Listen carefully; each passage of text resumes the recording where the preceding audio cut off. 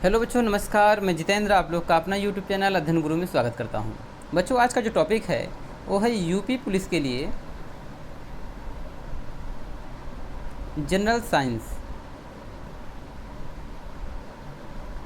तो आज का टॉपिक है जनरल साइंस। जनरल साइंस में बच्चों 38 क्वेश्चन पूछे जाएंगे, क्योंकि टोटल 150 क्वेश्चन होने वाला है।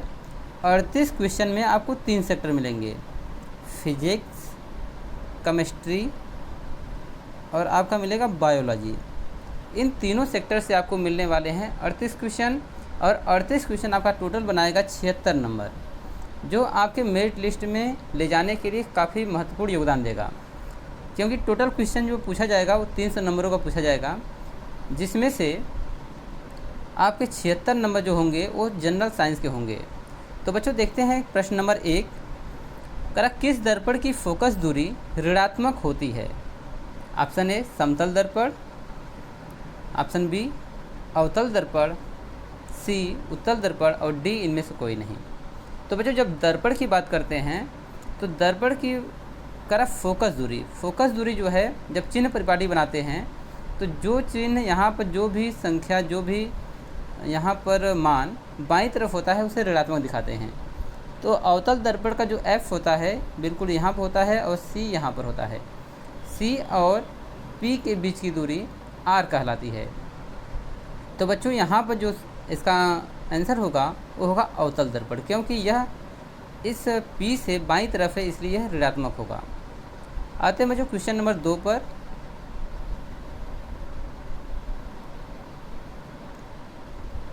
क्वेश्चन 2 है, दर्पण की फोकस दूरी एफ और वक्रता त्रिज्या आर में संबंध क्या है?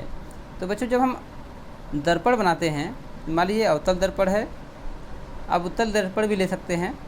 यहाँ पर होता है सी और यहाँ पर होता है एफ। तो सी और पी जो ध्रुव है इसके बीच की दूरी होती है आर। तो अगर देखा जाए तो आर जो होता है आर 2f के बराबर होता है, यानी एफ का दुगुना होता है आर त्रिज्या। तो इस प्रकार हम f इक्वल टू क्या कर सकते हैं, f इक्वल टू r/2। तो हमारा जो संबंध बन रहा है यह बराबर r/2। यहाँ पर ऑप्शन नंबर बी इसका भी करेक्ट है। फोकस जो दूरी है वह त्रिज्या की आधी होती है। चलिए बच्चों क्वेश्चन नंबर 3 पे आते हैं। क्वेश्चन 3 है, सामान्य दृष्टि के लिए स्पष्ट दृष्टि की न्यूनतम दूरी क्या होगी? तो बच्चों अगर हमें स्पष्ट रूप से देखना है तो न्यूनतम जो दूरी होती है वो होती है 25 सेंटीमीटर। 25 सेंटीमीटर आपको याद कर लेना है, इसके लिए कोई ऑप्शन में आपको दिक्कत नहीं होना चाहिए। ऐसा नहीं होना चाहिए कि आप जो है मिलीमीटर और मीटर मार के आएँ। तो 25 सेंटीमीटर जो ऑप्शन बी है इसका सही हो जाएगा। यानी आपको जो पढ़ना चाहिए, हमारी आँख से किताबें कम से कम 25 सेंटीमीटर पर दूरी पर होती हैं तो हमें स्पष्ट दिखाई देता है। चलिए क्वेश्चन नंबर बच्चों आते हैं 4 पर। क्वेश्चन 4 है, श्वेत प्रकाश का कौन सा वर्ण यानी कौन सा रंग किसी प्रिज्म से गुजारने के पश्चात सबसे कम झुकता है? तो बच्चों यहाँ पर बात होती है जब हम श्वेत प्रकाश को किसी प्रिज्म पर लाते हैं तो प्रिज्म में अपवर्तन के पश्चात इसका वर्ण विक्षेपण होता है। 7 जो रंग हैं वह अलग अलग विभक्त हो जाते हैं, जिसे विबग्योर कहते हैं। तो ऑप्शन है बैगनी, नीला, सी है लाल और डी है पीला। तो बच्चों इसमें से सबसे जो इसका जो आंसर बनेगा ना, सबसे कम झुकाव होता है रेड में, क्योंकि इसकी तरंगदैर्ध्य ज़्यादा होती है और विचलन कम होता है। तो लाल यहाँ पर हो जाएगा सबसे कम झुकता है। सबसे अधिक कौन झुकेगा? सबसे अधिक झुकता है बैगनी। इसलिए हम एक बनाते हैं विबग्योर, VIBGYOR विबग्योर। तो इसका विचलन सबसे कम, इसका विचलन सबसे अधिक। ठीक है, तरंगदैर्ध्य जब पूछेगा तो आर का तरंगदैर्ध्य सबसे अधिक और वी का सबसे कम होता है। चलिए बच्चों क्वेश्चन हमारा आते हैं 5 पर।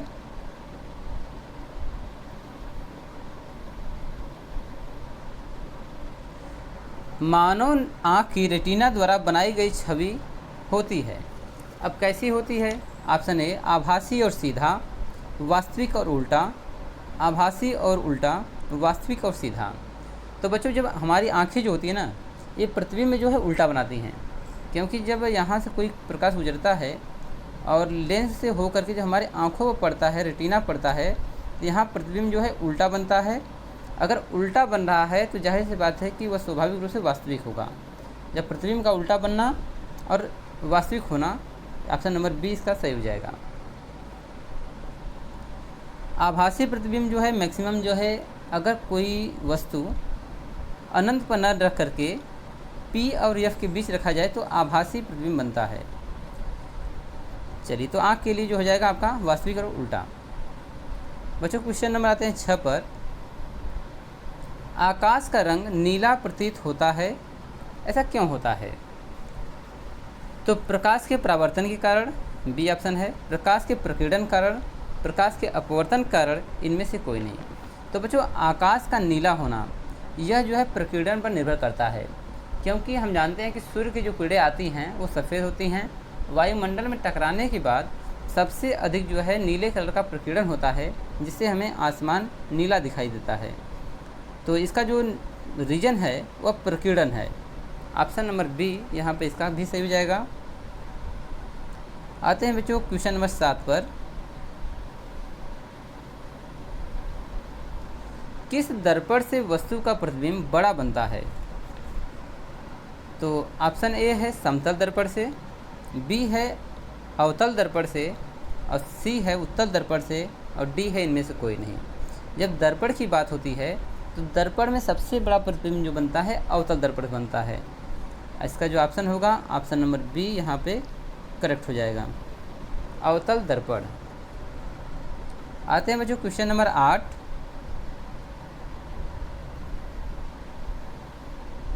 तो क्वेश्चन है निम्नलिखित में से कौन सा लेंस निकट दृष्टि दोष को ठीक करने के लिए उपयोग किया जाता है? तो बच्चों यहाँ पर जो निकट दृष्टि दोष है, यानी कि नज़दीक की वस्तु दिखाई देती है, दूर की दिखाई नहीं देती है, इसके लिए हमें कौन सा लेंस उपयोग करना चाहिए? तो यहाँ पर निकट दृष्टि से आप लोग इतना अंदाज़ा लगाइए कि निकट की वस्तु दिखाई देगी, तो हमें कभी भी उत्तल नहीं लेना है। तो ऑप्शन ए उत्तल नहीं होगा, समतल लेंस लेना पड़ेगा, ऐसा नहीं है। इसके लिए होगा अवतल लेंस। यदि हमें दूर की वस्तु स्पष्ट नहीं दिखाई दे रही है तो अवतल लेंस का उपयोग करेंगे। चलिए क्वेश्चन नंबर आते हैं 9 पर।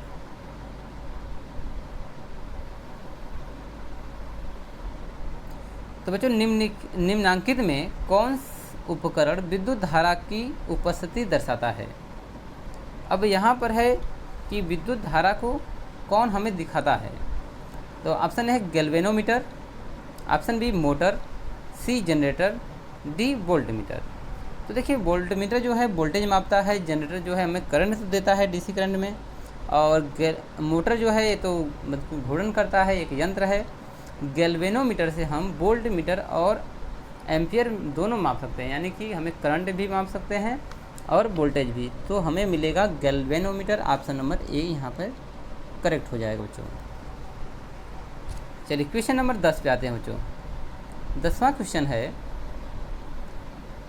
दाएं हाथ के अंगूठे के नियम को किसने प्रतिपादित किया था? यानी दाएं हाथ का अंगूठा का जो नियम है एक किसने बताया था?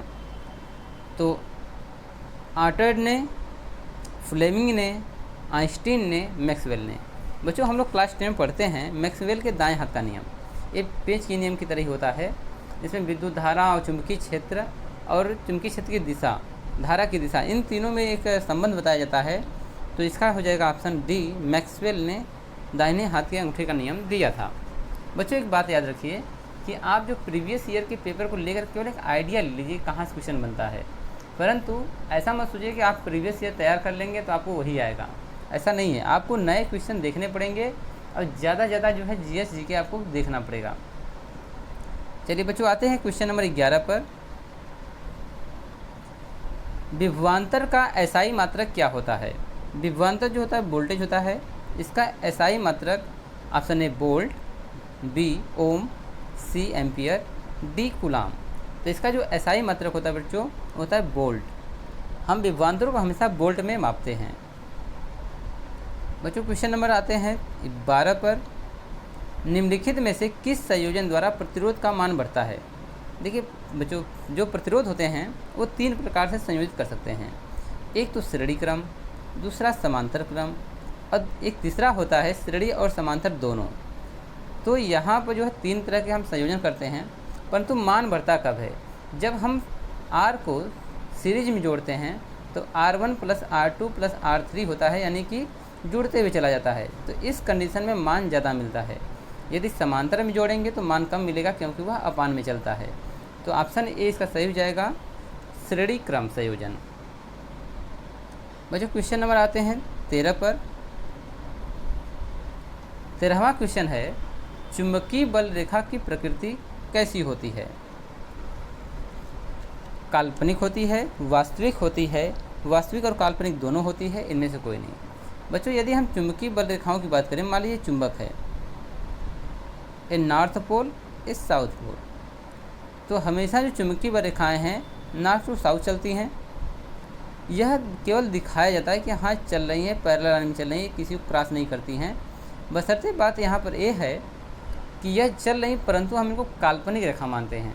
ये कोई जो है ना, हम जो है इसको प्रैक्टिकल में कर सकते हैं, पर यह रेखाएं काल्पनिक होती हैं, ये रियल में नहीं होती हैं।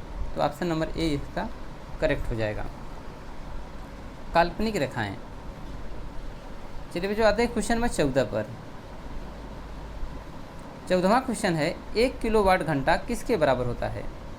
1 किलो में होता है 1000, 1 घंटे में सेकंड्स होते हैं 3600, तो आ जाएगा 3.6। अगर हम इसको मल्टीप्लाई कर दें तो आप लोग देख लीजिए, 36 के आगे 2 जीरो और 3 जीरो यहाँ पर 5 जीरो, तो 3.6 गुणे 10 घाते यहाँ पर हम लोग ले लेंगे 6, क्योंकि 1 2 3 4 5 6। तो इसका जो आंसर बनेगा 3.6 गुणे 10 घाते 6 जूल के बराबर। तो यहाँ पर जो ऑप्शन सी है, यहाँ पर 14 नंबर का एक करेक्ट हो जाएगा। अब देखिए ये जो है ये इलेक्ट्रॉन का मान है, ये बिल्कुल होगा ही नहीं, और यही आपका सी वाला ऑप्शन करेक्ट हो जाएगा। चलिए बच्चों आते हैं क्वेश्चन नंबर 15 पर। नवीकरणीय ऊर्जा का स्रोत क्या है? यानी ऐसा ऊर्जा का सोर्स जो नवीन हो बिल्कुल। तो ए है नाभिकीय ऊर्जा, बी है सौर ऊर्जा, और सी है कोयले से प्राप्त ऊर्जा, और प्राकृतिक गैस से प्राप्त ऊर्जा। देखिए ये नवीकरणीय नहीं है, कोयला भी नवीकरणीय नहीं है, नाभिकीय ऊर्जा भी मेटल पर डिपेंड करता है, ये यानी कि नया नहीं है। परंतु सौर ऊर्जा को हम अभी जो है उपयोग करना स्टार्ट किए हैं, जो नवीकरणीय ऊर्जा का सबसे बड़ा सोर्स माना जाता है। चलिए आते हैं बच्चों क्वेश्चन नंबर 16 पर। कौन सा लेंस अपसारी लेंस कहा जाता है? तो बच्चों यहाँ पर लेंस 2 टाइप के होते हैं, अपसारी लेंस और अभिसारी लेंस। तो अभिसारी लेंस जो है उत्तल को कहा जाता है, तो अपसारी लेंस जो है अवतल को कहा जाएगा। तो अपसारी लेंस जो है वो अवतल लेंस को कहा जाता है। ऑप्शन ए इसका करेक्ट हो जाएगा, इसमें आपको हम ऑप्शन नहीं करवा रहे हैं, ठीक है। चलिए बच्चों क्वेश्चन नंबर 17 देखते हैं। प्रकाश का प्राथमिक वर्ण कौन सा है? यानी जब कोई प्रकाश जो चलता है तो उसका पहला रंग कौन सा मिलता है?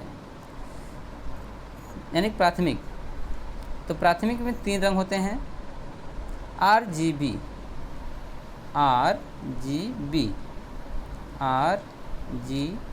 ये प्राथमिक रंग है, रेड, ग्रीन, ब्लू, यानी उपरोक्त में तीनों होते हैं। तो ये प्राथमिक रंग होते हैं, और इन्हीं से मिलाकर के द्वितीयक रंग बनता है, और ढेर सारे रंग इन्हीं से प्राप्त होते हैं। तो आप केवल RGB याद करिए, ये तीनों रंग जो है प्राथमिक वर्ण कहे जाते हैं। बच्चों क्वेश्चन नंबर 18 देखते हैं। 18वां क्वेश्चन है, निम्नलिखित में से कौन नेत्र का रंगीन भाग होता है? Option A cornea, option B pupil, option C retina, option D iris. तो बच्चों यहाँ पर रंगीन भाग से मतलब ये है कि किसी के आँख का कलर कैसा होता है, ब्राउन, ब्लैक या फिर ब्लू, एक किस पर डिपेंड करता है? ये डिपेंड करता है टोटली रूप से आइरिस पर। जिसके आइरिस का कलर जैसा होगा वह उसकी आंखें वैसी होंगी। तो नेत्र का रंगीन भाग आइरिस होता है, न कि रेटिना, प्यूपिल्स और कार्निया। तो ऑप्शन डी इसका करेक्ट हो जाएगा। आते हैं बच्चों 19वां क्वेश्चन पर। कह रहा कि 1 HP किसके बराबर होता है। HP का मतलब यहाँ हार्स पावर से है। 746 वाट, 760, 780, 550। तो बच्चों यहाँ पर 1 HP जो है वह 746 वाट के बराबर होता है। ऑप्शन नंबर ए यहाँ पे करेक्ट हो जाएगा बच्चों। आते हैं क्वेश्चन नंबर 20 पर।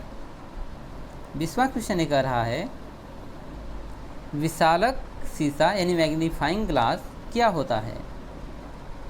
अवतल लेंस, उत्तल लेंस, अवतल दर्पण या उत्तल दर्पण। तो यदि विशाल शीशा या मैग्नीफाइंग जो ग्लास होता है वह अवतल दर्पण लेंस की भांति व्यवहार करता है। अवतल लेंस, ऑप्शन ए यहाँ पे करेक्ट हो जाएगा। चलिए बच्चों आते हैं क्वेश्चन नंबर 21 पर। 21वां क्वेश्चन है जब किसी चालक तार से विद्युत धारा प्रवाहित होती है तो गतिशील कण है क्या। परमाणु, आयन या प्रोटॉन या इलेक्ट्रॉन। तो बच्चों किसी भी विद्युत जब प्रचालन होता है तो उसमें इलेक्ट्रॉन ही मूवमेंट करते हैं। इलेक्ट्रॉनों की गति ही ये बताती है कि धारा प्रवाहित हो रही है या नहीं प्रवाहित हो रही है। तो वास्तव में जो विद्युत धारा है वह इलेक्ट्रॉन की गति ही होती है। तो विद्युत धारा की दिशा इलेक्ट्रॉनों के चलने की गति के विपरीत होती है। तो इसका ऑप्शन डी हो जाएगा इलेक्ट्रॉन। बच्चों आते हैं क्वेश्चन नंबर 22 पर। 22वां क्वेश्चन है एम्पियर घंटा मात्रक किसका है। एम्पियर घंटा किसका मात्रक है। शक्ति का, आवेश का, ऊर्जा का, इनमें से कोई नहीं। तो इसका जो ऑप्शन होगा बच्चों वो होगा आवेश का। एम्पियर घंटा जो है वह आवेश का मात्रक है। क्वेश्चन आते हैं 23 पर बच्चों। 23वां क्वेश्चन है निम्नलिखित में से कौन सा मात्रक वाट के बराबर होता है। यानी कि वाट का हम दूसरा मात्रक क्या यूज कर सकते हैं। जूल प्रति सेकेंड, जूल सेकेंड, सेकेंड प्रति जूल, इनमें से कोई नहीं। तो बच्चों यहाँ पर जो वाट है वह है जूल प्रति सेकेंड के बराबर होता है। ऑप्शन ए इसका सही हो जाएगा।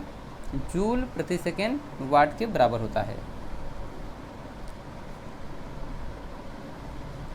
बच्चों क्वेश्चन नंबर 24 देखते हैं। विद्युत धारा का मात्रक क्या है। इसका सबको पता होगा, विद्युत धारा का जो मात्रक होता है वो होता है एम्पियर। तो इसमें जो है आपको कुछ सोचना नहीं है। 24 का ए। आते हैं बच्चों 25वें क्वेश्चन पर। अच्छा हाँ, इसका जो वोल्ट है ये विभवांतर का मात्रक है, ओम प्रतिरोध का है, वाट जो है शक्ति का है।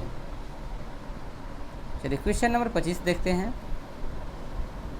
ग्लोबल वार्मिंग के लिए उत्तरदायी गैस कौन सी है। ऑक्सीजन है या अमोनिया है या CO2 है या N2 है। तो यहाँ पर ग्लोबल वार्मिंग जो पृथ्वी पर गर्मी बढ़ रही है इसका मूल रीज़न जो है कार्बन डाइऑक्साइड का अधिक मात्रा में उत्सर्जन होता है। इसी से जो है पृथ्वी पर गर्मी बढ़ रही है। चलिए क्वेश्चन नंबर 26 देखते हैं। शरीर में भोजन का पचना किस प्रकार की अभिक्रिया है। तो भोजन जो है पच रहा है यह उपचयन अभिक्रिया है या संयोजन है या विस्थापन है या अपचयन है। तो बच्चों इसका जो सही होगा उपचयन होगा। Option number A. तो उपचयन होता है, इसका ऑक्सीकरण होता है एक तरह देखा जाए तो। चलिए बच्चों क्वेश्चन नंबर आते हैं 27 पर।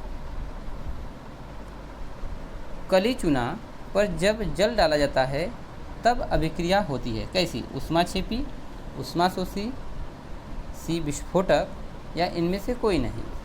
तो बच्चों जब कली चूना पर जब हम मान लीजिए कोई चूना है कैल्शियम ऑक्साइड, इस पर जब हम पानी डालते हैं H2O तो इसमें जो है ना ऊष्माक्षेपी यानी ऊष्मा भी निकलता है और कुछ अभिक्रिया भी होती है। तो अभिक्रिया करके बनाता है कैल्शियम हाइड्रोक्साइड प्लस ऊष्मा। तो यह अभिक्रिया होती है। ठीक है, तो इसका हो जाएगा ऊष्माक्षेपी, ऑप्शन ए। चलिए बच्चों आते हैं क्वेश्चन नंबर 28 पर। निम्नांकित में से कौन सबसे अधिक अभिक्रियाशील है। तो बच्चों अभिक्रियाशील कौन सा इसमें है। ऑप्शन है कॉपर, पारा, Ag या Au।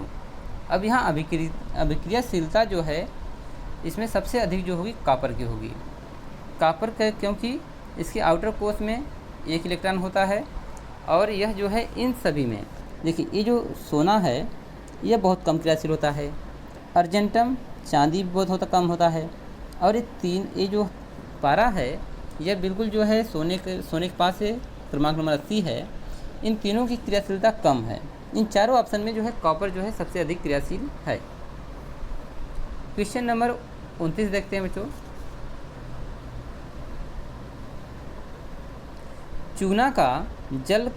चूने जल का रासायनिक सूत्र क्या है? तो हमने अभी पहले ही बताया था कैल्शियम हाइड्रोक्साइड।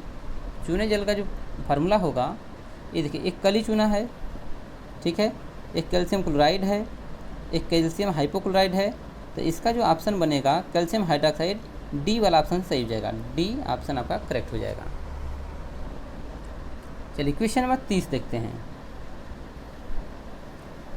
कोई विलयन लाल लिटमस को नीला कर देता है, इसका पीएच वैल्यू क्या होगा? तीसरा क्वेश्चन है 11, 10, 5 या ए और बी दोनों।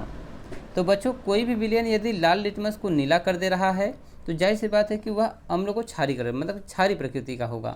तो इसका जो सही ऑप्शन हो जाएगा या तो 11 भी हो सकता है और 10 भी हो सकता है। तो इसके लिए डी ऑप्शन सही हो जाएगा, यानी ए और बी दोनों। तो क्षार जो क्या करता है, लाल लिटमस को नीला कर देता है। चलिए बच्चों क्वेश्चन नंबर 31 देखते हैं। 31वां क्वेश्चन है, एल्काइन में कार्बन कार्बन के बीच कितने सहसंयोजक बंध होते हैं? तो एल्काइन में कितने बंध बनते हैं? 1 या 2 या 3 या 4। एल्काइन जो समूह होता है वो कार्बन कार्बन के बीच में ट्रिपल बॉन्ड बनाता है। एल्केन एल्किन एल्काइन, तो एल्काइन में ट्रिपल बॉन्ड बनता है। ऑप्शन सी यहाँ पे करेक्ट हो जाएगा 3। चलिए बच्चों आते हैं क्वेश्चन नंबर 32 पर। 32वां क्वेश्चन ये कह रहा है, ग्लूकोज का आणविक सूत्र क्या होता है? बच्चों ये सबकी जुगान पर होगा, C6H12O6। तो ऑप्शन नंबर ए इसका करेक्ट हो जाएगा। बाकी जो है CH3COOH ये सिरका है, CH3CHO जो है एल्डिहाइड समूह का है। तो इसका ऑप्शन नंबर ए जो है करेक्ट हो जाएगा, C6H12O6 ये ग्लूकोज का आणविक सूत्र है। बच्चों क्वेश्चन देखते हैं 33।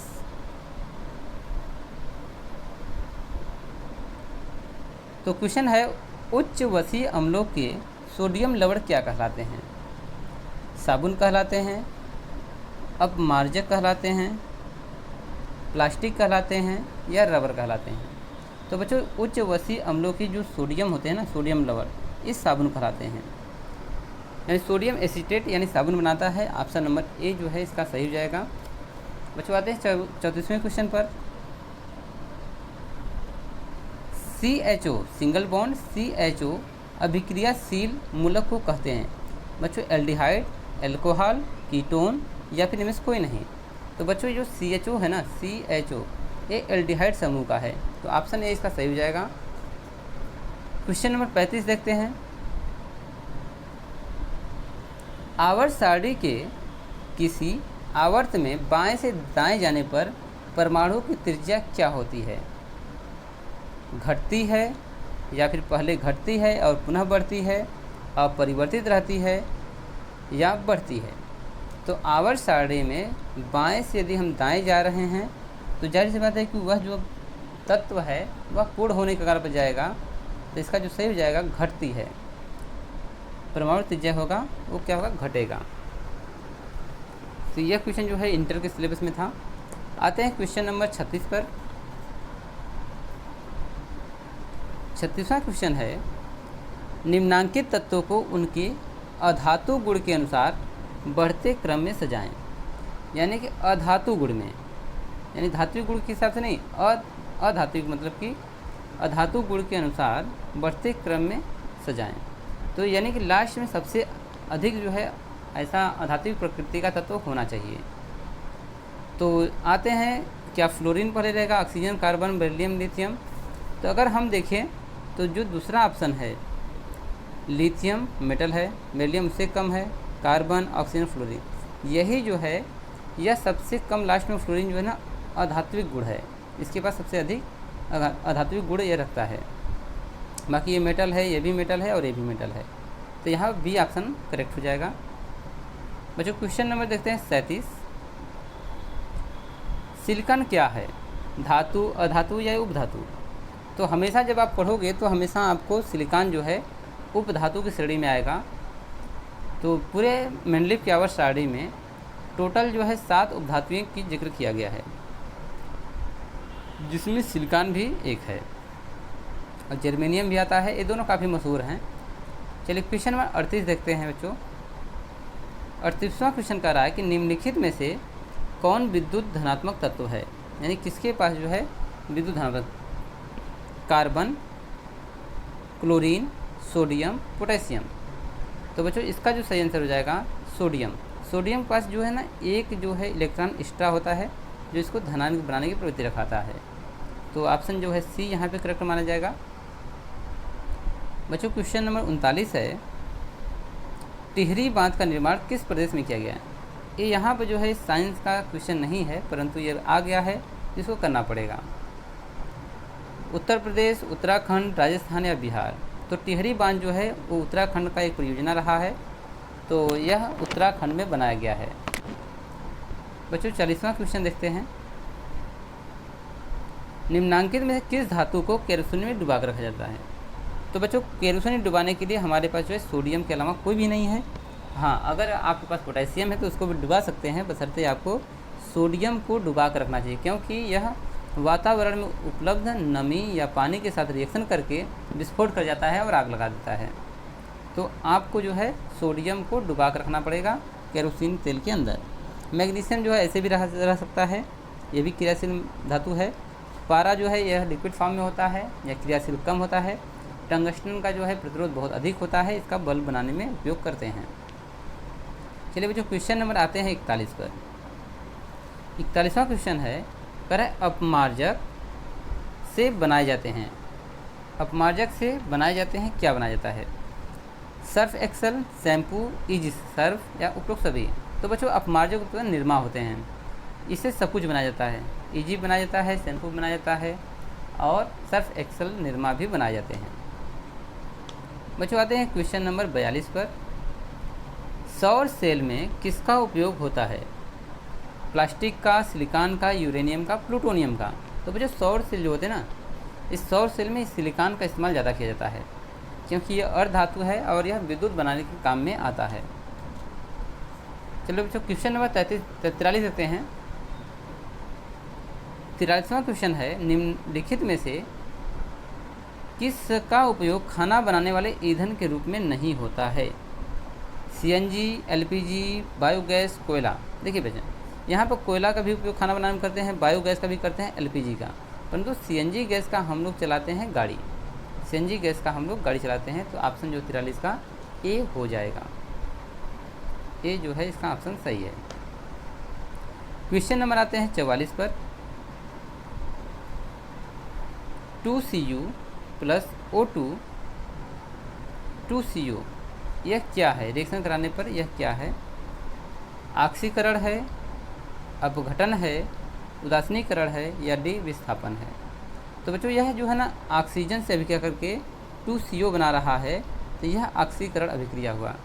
जिस रिएक्शन में ऑक्सीजन जुड़ता है उसे ऑक्सीकरण कहते हैं, जिससे ऑक्सीजन अलग होता है उसे अपघटन कहते हैं। तो यहाँ पर ऑक्सीडेशन हो रहा है, ऑप्शन ए इसका सही हो जाएगा। बच्चों क्वेश्चन नंबर देखते हैं 45। कह रहा है निम्नलिखित में से कौन सा समीकरण संतुलित नहीं है? 45वां जो है कौन सा समीकरण संतुलित नहीं है? H2 प्लस Cl2 करेंगे HCl बनेगा, सही है। छोटे छोटे देख लेते पड़ते हैं। 2H2 प्लस O2 ये जल बनेगा, ठीक है। KCl plus O3, 2KCl plus O3O2 बनेगा, ठीक है। तो असंतुलित में इसको चेक कर लेते हैं। Pb यहाँ पर एक है, ऑक्सीजन एक है, NO2 ठीक है, और हाँ यहाँ पर जो है एक N जो है कम हो जा रहा है, इसलिए बी ऑप्शन जो है इसका सही हो जाएगा। ये संतुलित नहीं है। चलिए 45 पे 46 आते हैं। Question number 46। उदासीन विलयन का pH वैल्यू कितना होता है? तो बच्चों इसको तो बताने की ज़रूरत आपको है नहीं, आप इसको कमेंट करिए हमें, ठीक है। उदासीन विलयन का pH मान कितना होता है? अगर प्रॉब्लम होगी तो आपको बता सकते हैं। चलिए, इसका होता है pH वैल्यू 7। उदासीन विलयन होगा तो वह pH वैल्यू 7 होगा। जैसे नमक का होता है, उस नमक को बिल्कुल ये भीगा नहीं होना चाहिए। जल का होता है, शुद्ध वाटर का होता है, ठीक है, तो 7 इसका सही हो जाएगा। क्वेश्चन नंबर देखते हैं 47वां क्वेश्चन है, निम्नलिखित में से कौन दुर्बल अम्ल है? HNCO3, HCl, CH3, COOH, H2, SO4। तो बच्चों 47वां जो सही ऑप्शन है ये सिरका है, विनेगर, CH3COOH, यह जो है दुर्बल अम्ल होता है। प्रबलता की बात करें तो HCl प्रबल होता है, H2SO4 प्रबल होता है, और अमोनियम क्लोराइड भी दुर्बल है, ठीक है। पर यहाँ पर जो है CH3COOH जो है सिरका जो है यह दुर्बल अम्ल की कैटेगरी में आता है। क्वेश्चन नंबर 48 देखते हैं बच्चों, क्रायोलाइट किसका अयस्क है? तांबे का, लोहा का, मैग्नीशियम का, एल्युमिनियम का। बच्चों जो क्रायोलाइट है वो एल्युमिनियम का अयस्क है, यानी ऑप्शन नंबर डी यहाँ पे सही हो जाएगा। क्रायोलाइट एल्युमिनियम का अयस्क होता है। क्वेश्चन नंबर 49, पोटेशियम की परमाणु संख्या कितनी होती है? बच्चों पोटेशियम जो होता है ना, अगर आपको हम गिना दें तो hydrogen, helium, lithium, beryllium, boron, carbon, nitrogen, oxygen, fluorine, neon, sodium, magnesium, aluminium, silicon, phosphorus, sulphur, chlorine, argon और पोटेशियम, यह 19वें नंबर पर आता है। पोटेशियम जो है 19वें नंबर पर है। ऑप्शन जो है इसका सी सही हो जाएगा, ये सी ऑप्शन है। चलिए आते हैं बच्चों क्वेश्चन नंबर 50 पर और शतक लगा लेते हैं। फार्मिक अम्ल का IUPAC नाम है मेथनोइक अम्ल, प्रोपेनोइक अम्ल, एथेनोइक अम्ल और इनमें से कोई नहीं। तो बच्चों इसका होता है मेथनोइक अम्ल। फार्मिक एसिड जो है ये जो है चींटियों के डंक में भी होता है, तो बिच्छू के डंक में भी होता है। मुझे क्वेश्चन नंबर 51 देखते हैं, इथाइल एल्कोहल का अणुसूत्र है। इथाइल एल्कोहल का अणुसूत्र क्या है? तो बच्चों इसका जो सही ऑप्शन हो जाएगा, ऑप्शन जो हो जाएगा सी, C2H5OH। यह बच्चों एथेनॉल, इसको शराब भी बोलते हैं और यह जो है ड्रिंकिंग के काम में भी आता है। चलिए आते हैं क्वेश्चन नंबर 52 पर। क्वेश्चन 52 है, एल्काइन कौन है? तो बच्चों एल्काइन वही होगा जिसके बीच में ट्रिपल बॉन्ड बन रहा होगा, कार्बन कार्बन के बीच में ट्रिपल बॉन्ड। तो एल्काइन में बनता है एसिटिलीन, C2H2। तो ऑप्शन ए सही हो जाएगा। जो ऑप्शन ए है वह एल्काइन समूह है, क्योंकि यहाँ पर जो कार्बन कार्बन है वह ट्रिपल बॉन्ड से बंधे हुए हैं और एक एक हाइड्रोजन बांटा गया है। चलिए आते हैं क्वेश्चन नंबर 53 पर। चीनी का रासायनिक सूत्र क्या होता है? तो बच्चों चीनी का जो रासायनिक सूत्र होता है C12H22O11। तो न तो पहला गलत है, दूसरा भी गलत है, तीसरा भी गलत, और यहाँ पर बी वाला ऑप्शन सही है। C12H22O11 ये चीनी का सूत्र है। चलिए आते हैं बच्चों क्वेश्चन नंबर 54 पर। एसिटिलीन में कार्बन कार्बन के बीच सहसंयोजक बंधन की संख्या कितनी होती है? अभी जो पिछला टॉपिक आया था, एसिटिलीन जो होता है C2H2 होता है, कार्बन कार्बन के बीच में ट्रिपल बॉन्ड होते हैं। तो 54 का जो ऑप्शन हो जाएगा, ऑप्शन हो जाएगा कर एसिटिलीन कार्बन कार्बन के बीच में सहसंयोजक बंधन की संख्या कितनी होती है? तो इसका हो जाएगा 3। ठीक है बच्चों। चलिए आते हैं क्वेश्चन नंबर 55 पर। क्वेश्चन 55 का रहा है, श्वसन के अध्ययन के लिए उपयोग किए जाने वाले बीज कौन से हैं? श्वसन के अध्ययन के लिए उपयोग किए सूखे बीज, अंकुरित बीज, उबला हुआ बीज, कुचले हुए बीज। तो जब भी हम श्वसन के लिए अध्ययन करने कुछ लेते हैं तो ऑप्शन 20 का अंकुरित बीज दिया जाता है, यानी कि अंकुरित पौधों को अंकुरित करके हम श्वसन का उपयोग का परीक्षण करते हैं। क्वेश्चन नंबर 56 देखते हैं बच्चों। मानव वृक्क किस प्रणाली का एक हिस्सा है? वृक्क मतलब किडनी। जो किडनी है वह किस प्रकार की प्रणाली है? पोषण की, श्वसन की, उत्सर्जन की, परिवहन की। तो मानव वृक्क का काम क्या है कि वह ब्लड को क्या करता है? ब्लड की छनाई करता है, यानी छानता है, तो यह उत्सर्जन काम करता है। ब्लड से जो है यूरिन को और भी कार्बनिक पदार्थों को, नाइट्रोजन पदार्थों को वह छान के अलग कर देता है। तो प्यूरीफायर काम करता है, इसलिए वह उत्सर्जन अंग में आता है। क्वेश्चन 57 देखते हैं बच्चों। 57 क्वेश्चन है, पौधों में जाइलम निम्नलिखित में से किसके परिवहन के लिए जिम्मेदार है? तो बच्चों यहाँ पर पानी, भोजन, अमीनो एसिड और ऑक्सीजन। तो आप जानते हो कि जाइलम से जो है ना पानी का परिवहन होता है। यदि फ्लोएम होता तो इससे भोजन का होता, तो फ्लोएम तो है नहीं, तो इसलिए जो है जाइलम का जो हो जाएगा ये है पानी के लिए, फ्लोएम जो है भोजन के लिए होता है। बच्चों आते हैं क्वेश्चन नंबर 58। क्वेश्चन 58 कह रहा है कि श्वसन के दौरान कौन सी गैस निकलती है? जब हम श्वसन करते हैं तो हम ऑक्सीजन लेते हैं और कार्बन डाइऑक्साइड छोड़ते हैं, और पौधे जो है बिल्कुल उल्टा हैं, वो लेते हैं कार्बन डाइऑक्साइड और ऑक्सीजन छोड़ते हैं।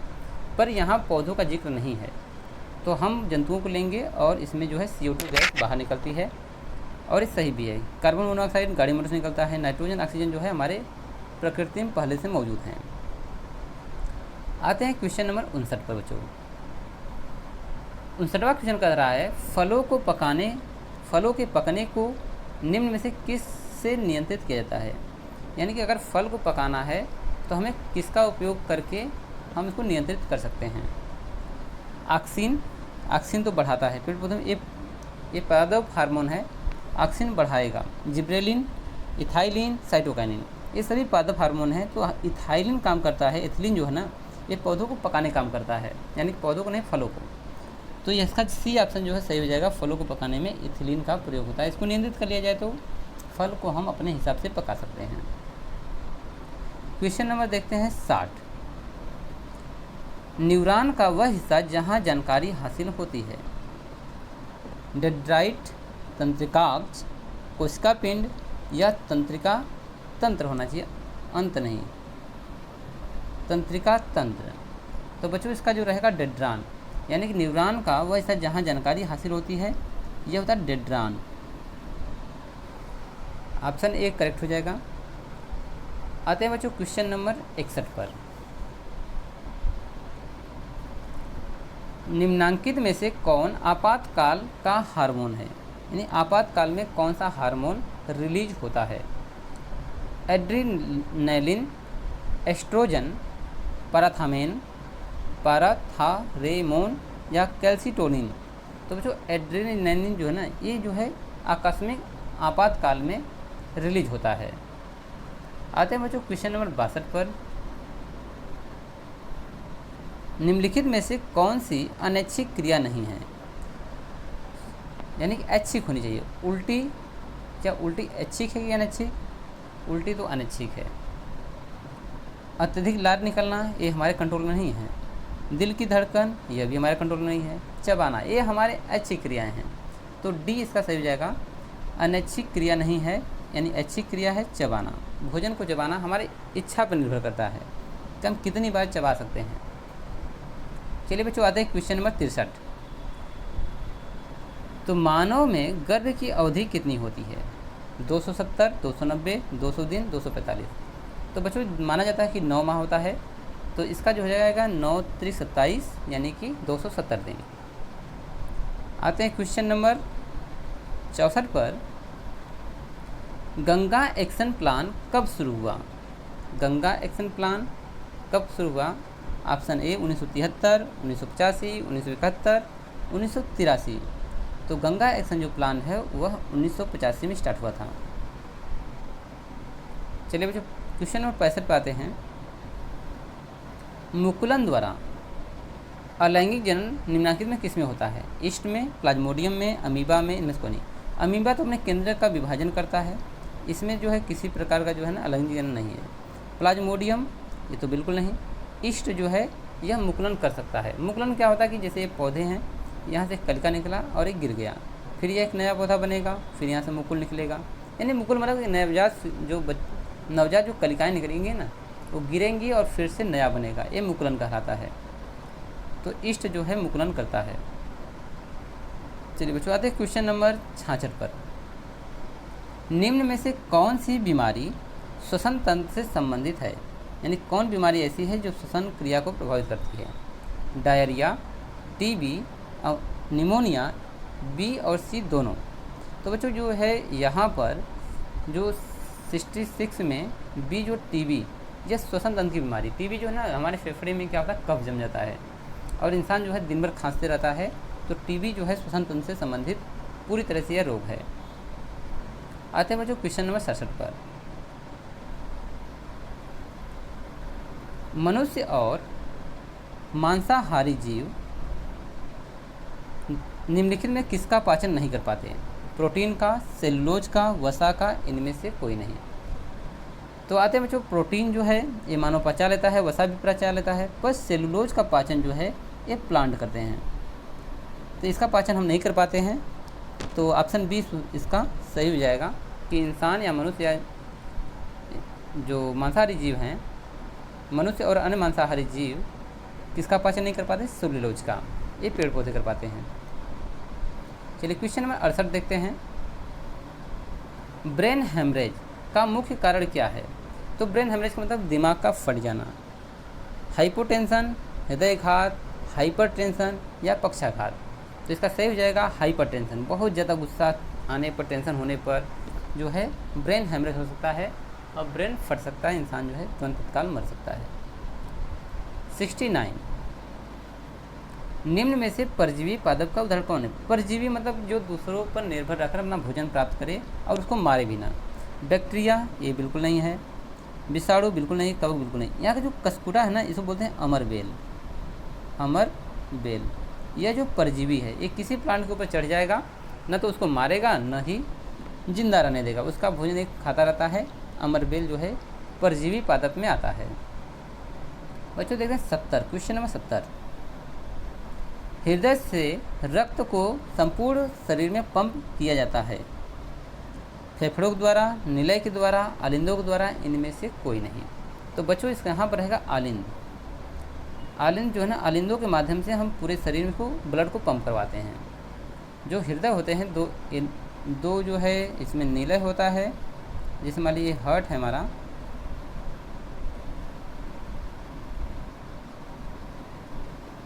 ये हार्ट है,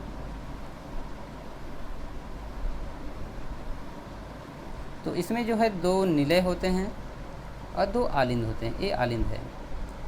तो यहाँ पर जो है जो हृदय है, रक्त का संपूर्ण शरीर में जो पंप किया जाता है वो आलिंदों के द्वारा किया जाता है। ठीक है, यहाँ पर चलिए आते हैं क्वेश्चन 71 पर। 71वां क्वेश्चन है, हाइड्रा में अलैंगिक जनन की विधि क्या है? मुकुलन, पुनर्जनन, विखंडन या बीजाणु जनन।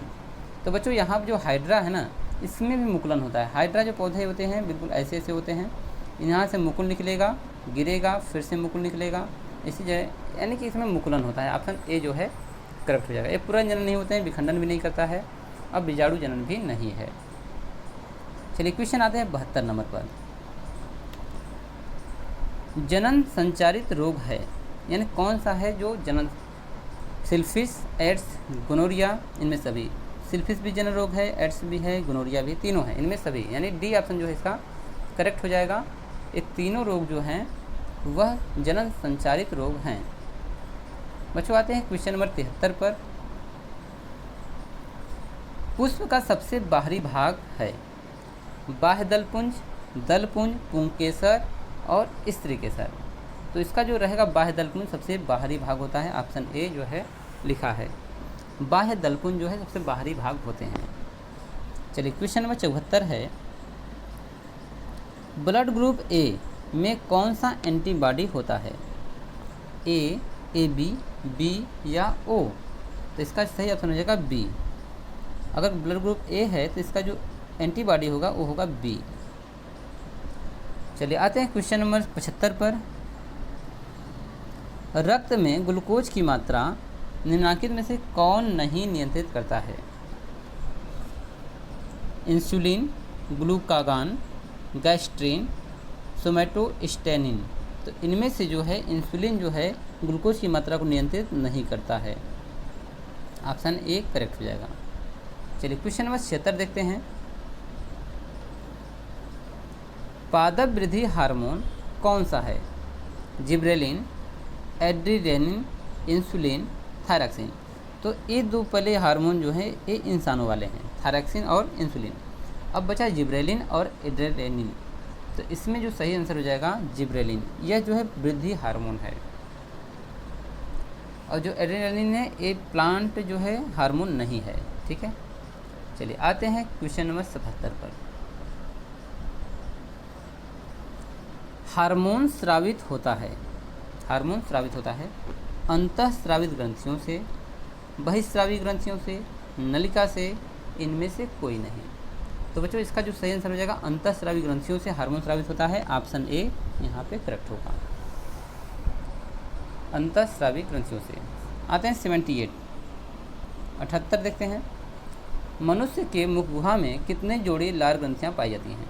तो बच्चों जो है मनुष्य के मुख गुहा में तीन जो है लार ग्रंथियाँ पाई जाती हैं।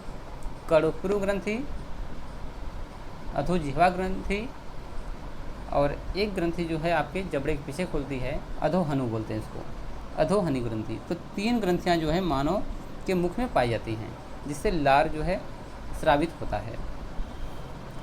तो क्वेश्चन नंबर बेटा जो है 79 है, 79। एड्रोजेम है, एड्रोजेम क्या है? मेल हार्मोन है, फीमेल हार्मोन है, पाचक रस है, थायरॉक्साइड हार्मोन है। तो एड्रोजेम जो है मेल हार्मोन है, ऑप्शन ए यहाँ पे करेक्ट होगा। आते हैं क्वेश्चन नंबर 80 और आज का आखिरी प्रश्न होगा, मटर को अपने प्रयोग के लिए किसने चुना था? मेंडल ने, डार्विन ने, लैमार्क ने, खुराना ने। यहाँ लैमार्क होना चाहिए। तो मटर के पौधे पर शोध करने वाले वैज्ञानिक हैं मेंडल। ठीक है बच्चों, तो यहाँ पर मेंडल ने मटर के पौधे पर इन्होंने काफ़ी शोध किया और बताया कि जो है कौन से गुण प्रभावी रहेंगे।